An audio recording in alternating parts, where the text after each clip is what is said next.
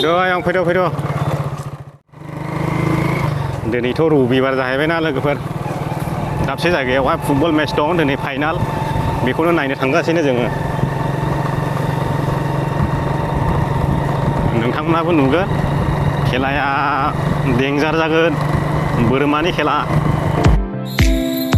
आङो दायो बे लामाजों थांगासिनो मोनहैनोसै बारा गोलाव नङा ससेल' जोंनि ओरैनो लामाया नैबेल' मोजांखा बे मेन रडना बेनो जोंनि लामानि जोंनि एरियानि मेन रडना दोस्तों हम लोग अभी फुटबॉल देखने के लिए जा रहे हैं आज फुटबॉल मैच फाइनल है बाखरा का खेल है और ट्रॉफी का है आप लोग भी देख सकते हैं ट्रॉफी बाखरा आप लोग को थोड़ा दिखेगा आप लोग वीडियो में बने रहना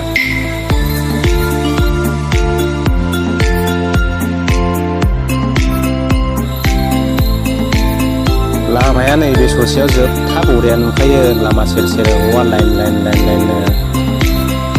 खेला नायग्राफोर थांलागासिनो नै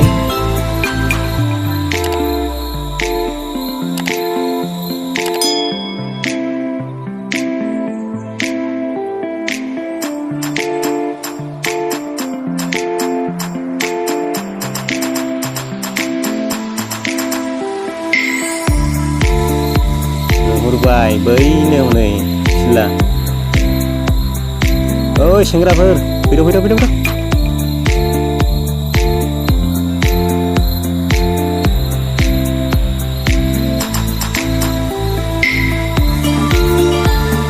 पोस्ट गया दोस्तों यही है पूरा स्लो एसे लासै सुंदरगोन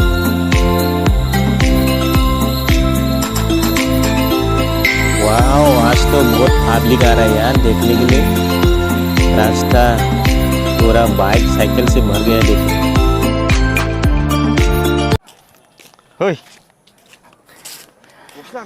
जायगा गैलायलानै फाग्लासो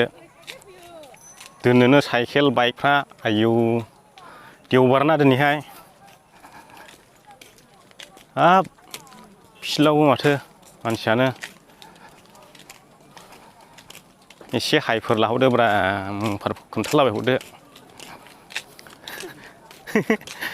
नुवाखै आयौ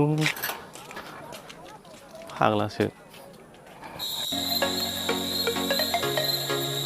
नायनो हागोन लोगोफोर साइकेला बाइकआ नायदो दोननो जायगा गैलायला दिनैहाय फाइनालबो जाबायना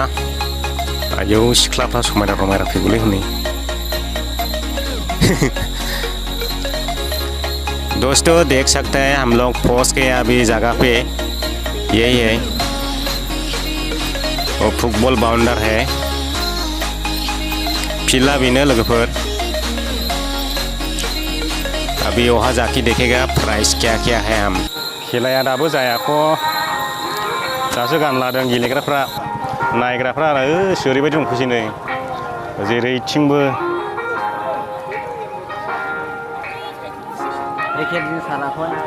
सार निजोम फैयाखै निजोम फैदों बैयाव दङ बिदि फंबाय ए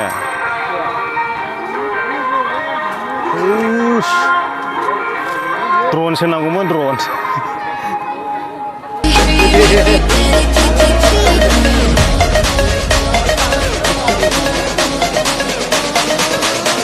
प्लेयारफ्रा दासो गानगासिनो नामा मुनि थांबाथाय फाइनालाव नैहाय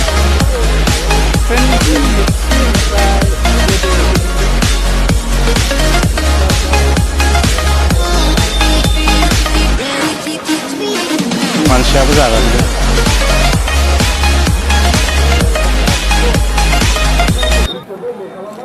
माने खेलाया ट्रफिबो दंफायो आरो ट्रफिजों लोगोसे जायहा देरहागोन नैबेखौ मोनगोन आरो बोरमाखौ नैबे बोरमायानो आरो दंबावो जेननायनिबो ट्रफि दङ ओमफ्राय आरो लोगोसे बोरमा मासे दंफायो नैबे गोसोमानो बियो जेननायनिनो ट्रफिजों लोगोसे मोनफागोन नैबेबो देरहानायनि बेबो ट्रफिजों लोगोसे मोनफागोन आरो बे देरसिन एसे जीतने का हारने का प्राइस वही है ट्रॉफी साथ में और 2 बकरा है एक ट्रॉफी एक बकरा मिलेगा आरो प्राइसा ट्रफिबो दंफायो नै बोरमाजों लोगोसे ट्रफि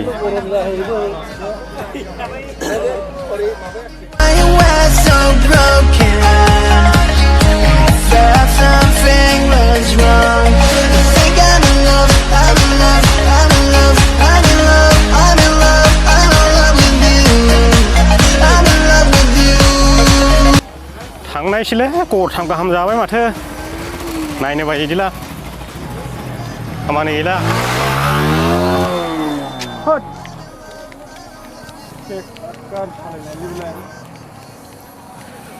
हाफ टिफिन जायैनि सिगांनो गरथाम सोजाग्रोबाय माथो नायबावनाय बिदिखौलाय बायो बिदिबाथाय नायनो दिनैनि फाइनाल खेलाया जादोंमोन जिडि एफसि आरो फ्रेन्डशिप एफसि मोननैनि गेजेराव दिनैनि खेलाया जादोंमोन थांनानै दखानाव जिरायबाय थानाया साबसिननायसै दा